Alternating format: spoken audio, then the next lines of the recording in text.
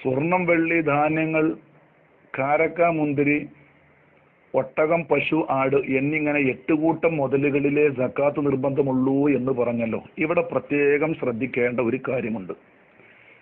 ഒരാൾക്ക് 10,000-കണക്കിന് തേങ്ങ വലിക്കാനുണ്ടെന്ന് കരുതി തേങ്ങക്കോ മാങ്ങക്കോ പൈനാപ്പിളിനോ കുരുമുളകിനോ ഡബ്ബറിനോ ഒന്നും സക്കാത്തില്ല.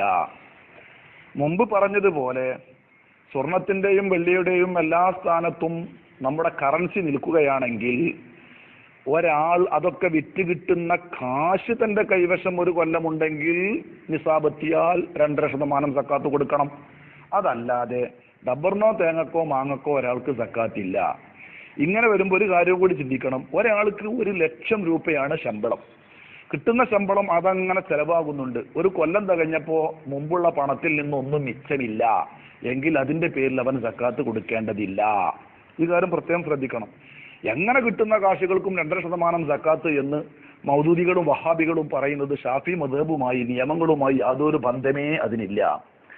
ഇവിടെ ഒരു കൊല്ലം ഹൗലാനുൽ ഹൗല്, ഒരു കൊല്ലം സൂക്ഷിപ്പുണ്ടെങ്കിൽ മാത്രമേ, ഉടമസ്ഥതയുണ്ടെങ്കിൽ മാത്രമേ സക്കാത്തുള്ളൂ. അതുപോലെ തന്നെ ഈ പറഞ്ഞ മുതലുകൾക്കേ സക്കാത്തുള്ളൂ. ഒരാൾക്ക് ഞാനൊരു 5 JCB വാങ്ങി, നല്ലവണ്ണം വർക്ക് നടക്കുന്നുണ്ട്, നല്ല വരുമാനമുണ്ട്. പക്ഷേ അതിന്റെ പേരിൽ ഒരു കൊല്ലം തികയുമ്പോൾ മേൽ പറഞ്ഞ കാശ് കൈവശമുണ്ടെങ്കിൽ സക്കാത്ത് കൊടുക്കണം, അല്ലെങ്കിൽ സക്കാത്തില്ല. അതുപോലെ തന്നെയാണ് ഒരാൾക്ക് കുറേ വണ്ടികളുണ്ട്. റെന്റിന്, ഞാൻ സ്വന്തം വാങ്ങിയിട്ട് റെന്റിന് കൊടുക്കുന്ന വണ്ടികളാണ്, വാടക കൊടുക്കുന്ന വണ്ടികളാണ്. ഏതല്ല, കച്ചവട മുതലല്ല കേട്ടോ. കച്ചവട മുതലാണെങ്കിൽ സക്കാത്ത് വേണം. ഇങ്ങനെ റെന്റിന് കൊടുക്കുന്ന മുതലുകൾ 10 50 ബസ്സുകളുണ്ട് ഒരാൾക്ക്, വിമാനമുണ്ട് ഒരാൾക്ക്, കപ്പലുകളുണ്ട് ഒരാൾക്ക്, അതിനൊന്നും സക്കാത്ത് നിർബന്ധമാകുന്നില്ല. നേരെ മറിച്ച് അതിൽ നിന്നുള്ള വരുമാനം ഒരാൾക്ക് കിട്ടിയിട്ട് അത് ഉടമസ്ഥതയിൽ നിസാബ് ഒരു കൊല്ലം തികഞ്ഞാൽ അതിന് സക്കാത്ത് കൊടുക്കണം എന്നതല്ലാതെ ഈ വസ്തുക്കൾക്കൊന്നും സക്കാത്തില്ല. അതുപോലെ തന്നെ നേരത്തെ പറഞ്ഞല്ലോ, ഒരാൾക്ക് 2 ലക്ഷം കിട്ടുന്നുണ്ട് ശമ്പളം.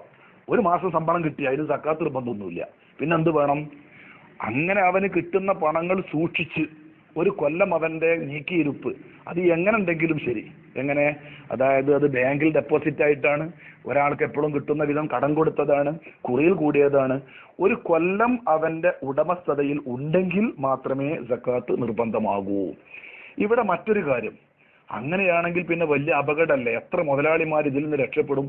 ആരെ കയ്യിലാ ഒരു കൊല്ലമൊക്കെ നീക്കിയിരിപ്പും സൂക്ഷിപ്പും ഉണ്ടാകുക? ഇവിടെ പ്രത്യേകം ശ്രദ്ധിക്കേണ്ട ഒരു കാര്യമുണ്ട്. ബഹുമാനപ്പെട്ട ത്വയ്ഫ 9-ാം വാള്യം 257-ാമത്തെ പേജിൽ പറഞ്ഞ പ്രധാനപ്പെട്ട ഒരു നിയമം ഞാൻ പറയുന്നു. സാമ്പത്തികമായി ഏതെങ്കിലും വിധം കഴിവുള്ളവൻ, അതായത് വജിബ് അല്ലഹനിയായി കഴിവുള്ളവരെ മേൽ നിർബന്ധമാണ്. വഹും മൻ ഇൻദഹും സിയാദത്തുൽ കിഫായത്തി സനത്തിൽ ലഹും വലി മമൂനിഹിം, തനിക്കും ആശ്രിതർക്കും ഒരു കൊല്ലത്തെ ചെലവിന്റെ വക കഴിച്ച് ബാക്കി എന്ത് കയ്യിലുണ്ടെങ്കിലും നിർബന്ധമാണ്. ഇന്ന് മിക്ക ആളുകളെയും മരിക്കൽ നിർബന്ധമാവും. ഉദാഹരണം, ഒരാൾക്ക് അവന്റെ ഭാര്യയും കുട്ടികളും ചെലവ് കൊടുക്കൽ നിർബന്ധമായ അമ്മയും ബാപ്പുണ്ടെങ്കിൽ അവർക്കും കൂടി എല്ലാ ചെലവിനും കൂടി ഒരാൾക്ക് ഒരു 25,000 കൂട്ട നമ്മൾ ഇങ്ങനെ കൂട്ടിയാൽ ഒരു കൊല്ലത്തിന് 2.5 ലക്ഷം റുപ്യ ഉണ്ടായാൽ മതി. ഇങ്ങനെ വന്നാൽ അല്ലെങ്കിൽ 3 ലക്ഷം റുപ്യ ഉണ്ടായാൽ മതി. ഈ 3 ലക്ഷത്തിന്റെ മിച്ചമായിട്ട് ഒരാളെ കയ്യിൽ പറമ്പായിട്ടോ എന്തെങ്കിലും മുതലുകൾ ഉണ്ടെങ്കിൽ അത് അഗ്നിയ, ഇവിടെയുള്ള അഗ്നിയ ആയി.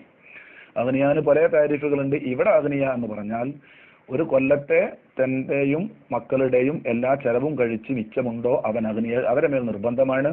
ആ നാട്ടിലുള്ള പാവങ്ങൾക്കും ആ നാട്ടിലുള്ള സാധുക്കൾക്കും അഗതി അനാഥകൾക്കും എന്തൊക്കെ വേണോ അത് മുഴുവനും നൽകൽ നിർബന്ധമാണ്. ത്വയ്ഫ 9-ാം വാള്യം 257. ഇവിടെ 2.5% കണക്കൊന്നുമില്ല, എത്രയും കൊടുക്കൽ നിർബന്ധമാകും. ഇത് ഇന്ന മുതലൊന്നുമില്ല, ഏത് മുതലാണെങ്കിലും നിർബന്ധമാകും. ഇതിൽ നിന്ന് ആരും രക്ഷപ്പെടൂല. ഇത് പ്രത്യേകം ശ്രദ്ധിക്കണം.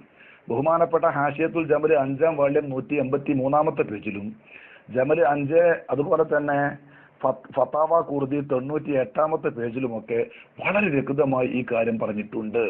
ഇതിന്റെ ആകത്തുക സാമ്പത്തികമായി മികവുള്ള ഏതൊരാൾക്കും അത് എന്ത് മുതലാവട്ടെ, അത് ശമ്പളം കിട്ടിയിട്ടോ വാടക കിട്ടിയിട്ടോ തേങ്ങ വലിച്ചിട്ടോ അധ്വാനിച്ചിട്ടോ ഏത് വിധവും ഒരു മനുഷ്യന്റെ കയ്യിൽ തനിക്കും ആശ്രിതർക്കും ഒരു കൊല്ലം ചെലവഴിക്കാനുള്ള തുകയുടെ മേലെ എന്തെങ്കിലും പറമ്പായിട്ടോ വസ്തുക്കളായിട്ടോ എന്തെങ്കിലും ബാക്കിയുണ്ടെങ്കിൽ, കാശായിട്ട് തന്നെ വേണമെന്നില്ല, ആ നാട്ടിലുള്ള പാവങ്ങളുടെ കണ്ണീരൊപ്പിലും വീടെടുത്തു കൊടുക്കാനും സാധുക്കളെ കെട്ടിക്കാനും ചികിത്സിക്കാനും പെര വെക്കാനും മറ്റു കാര്യങ്ങൾക്കും വേണ്ടതൊക്കെ നൽകിക്കൊണ്ടിരിക്കൽ ഇവന്റെ മേൽ ഫർളാണ്, നിർബന്ധമാണ്. അത് ഫർള് കിഫയാണ്, ഒരാൾ വന്ന് ചോദിച്ചാൽ ഫർള് ഐനുമാണ് എന്ന് തുഹഫയിൽ പറഞ്ഞിട്ടുണ്ട്. ഇതാണ് സത്യത്തിൽ നമ്മുടെ നാടുകളിൽ നിന്നുള്ള ഏറ്റവും വലിയ ബാധ്യത. സക്കാത്തിന്റെ ബാധ്യത മാത്രമേ നമ്മൾ മനസ്സിലാക്കുന്നുള്ളൂ. അത് 2.5% കൊടുത്താൽ ബാക്കി 97% വെളുത്തു എന്ന നമ്മുടെ തെറ്റിദ്ധാരണ. അത് ശരിയല്ല. അതുമല്ല, ഞാൻ നേരത്തെ പറഞ്ഞല്ലോ, മാസത്തിൽ 1 ലക്ഷം ശമ്പളം കിട്ടുന്ന വ്യക്തി ഒരു കൊല്ലത്തിൽ സൂക്ഷിപ്പായി മേൽത്തുക അവന്റെ കയ്യിൽ നീക്കിയിരിപ്പില്ലെങ്കിൽ ഓൻ സക്കാത്ത് കൊടുക്കണ്ട. ഒരാൾക്ക് 10,000 തേങ്ങ വലിക്കാനുണ്ട്, അല്ലെങ്കിൽ ഡബ്ബർ വെട്ടാനുണ്ട്, കുരുമുളകോ തേയിലയോ ഒരു ആൾക്ക് എമ്പാടുമുണ്ട്. ഒരു കൊല്ലം വരെ സൂക്ഷിപ്പ് സ്വത്ത് അവന്റെ കയ്യിലില്ലെങ്കിൽ ഓൻ സക്കാത്ത് കൊടുക്കണ്ട. ഈ വസ്തുക്കൾക്ക് സക്കാത്ത് ഇല്ല എന്ന് നേരത്തെ പറഞ്ഞു, അത് സത്യമാണ്. പക്ഷെ സക്കാത്തിന്റെ ബാധ്യതയാണ് അവനില്ലാത്തത്. അഗ്നിയാന്റെ ഒരു ബാധ്യത ഇതാകുന്നു നമ്മുടെ ഉസ്താദുമാര് പ്രത്യേകം ഉയർത്തിപ്പിടിക്കേണ്ടത്. ഇത് വളരെ ഗൗരവമേറിയ കാര്യമാണ്. സാമ്പത്തികമായി ശേഷിയുള്ളവർ ആർക്കാണ് ഒരു കൊല്ലത്തിലെ മിച്ചം ബാക്കി കയ്യിലില്ലാത്തവര്? ഞാൻ പറഞ്ഞല്ലോ, ഒരാളുടെ ഭാര്യയും മക്കൾക്കും ഒരു മാസം ചെലവ് നമ്മൾ കണക്കാക്കുക, 25,000 കണക്കാക്കുക. എന്നാൽ തന്നെ 2 കൊല്ലത്തിന് 8 മാസമായി. പിന്നെ അപകട കൃത്യം ഒരു 3 ലക്ഷം, 3 ലക്ഷത്തിന് അങ്ങനെ കണക്കാക്കുക. 3 ലക്ഷം ഒരു കൊല്ലത്തിനുള്ള ചെലവായി. 3 ലക്ഷത്തിൽ കവിഞ്ഞ് ഓന്റെ മുമ്പിൽ അപ്പുറത്ത് നല്ല 10 സെന്റ് പറമ്പുണ്ട്. ഓരോ ലക്ഷം എപ്പോഴും വിറ്റാ കിട്ടുന്ന പറമ്പാണെങ്കിൽ 3 ലക്ഷം കഴിഞ്ഞിട്ട് 7 ലക്ഷം എന്റെ കയ്യിലുണ്ടായില്ലേ? അതെല്ലാം കൂടി വിറ്റു സാധുക്കളെ സഹായിക്കണം എന്നല്ല പറഞ്ഞത്. പക്ഷെ അവന്റെ നാട്ടിലുള്ള സഹായികളെ, അനാഥകളെ, അഗതികളെ, രോഗികളെ, അഥവാ കഴിവില്ലാത്ത കുടുങ്ങിക്കിടക്കുന്ന ആളുകളെ സംരക്ഷിക്കലും അവർക്ക് വേണ്ട വസ്ത്രമായാലും ഭക്ഷണമായാലും പാർപ്പിടമായാലും മറ്റു മരുന്നുകളായാലും അത്യാവശ്യ ചെലവുകളായാലും അതിന് വേണ്ട വകകൾ നൽകൽ ഇവരെ മേൽ നിർബന്ധമാണ്. അത് 2.5% സക്കാത്ത് നിർബന്ധമാകുന്ന വസ്തുക്കൾക്കൊക്കെ സക്കാത്ത് കൊടുത്തിട്ടുണ്ടെങ്കിലും ആ സക്കാത്തിന്റെ ബാധ്യതയെ വിടൂ. ഈ ബാധ്യത വേറെ തന്നെയാണ്. ഇത് വേണ്ടപ്പെട്ടവർ പ്രത്യേകം ആളുകളെ ഉണർത്തണം എന്ന് എൻ്റെ പ്രിയ സഹോദരങ്ങളോട്. ഇത് ഞാൻ പറഞ്ഞല്ലോ, ബഹുമാനപ്പെട്ട തുഹഫ 9-ാം വാള്യം 257, ഹാഷിയത്തുൽ ജമൽ 5-ാം വാള്യം 183, അതുപോലെ തന്നെ ഫത്താവ ഖുർദി 98, മുഗ്നി, നിഹായ, ഫത്ഹുൽ മുഈൻ എല്ലാ കിതാബിലും ഉണ്ട്. ഇത് എൻ്റെ ഇമാമിങ്ങൾ, എൻ്റെ പ്രിയപ്പെട്ട സഹോദരങ്ങൾ വേണ്ട വിധം നാട്ടുകാരെ ഉണർത്തണമെന്ന് സവിനയം ഓർമ്മപ്പെടുത്തുന്നു. നിങ്ങളുടെ സഹോദരൻ PA മുഹമ്മദ് ബാക്കവി, മുണ്ടംപറമ്പ്.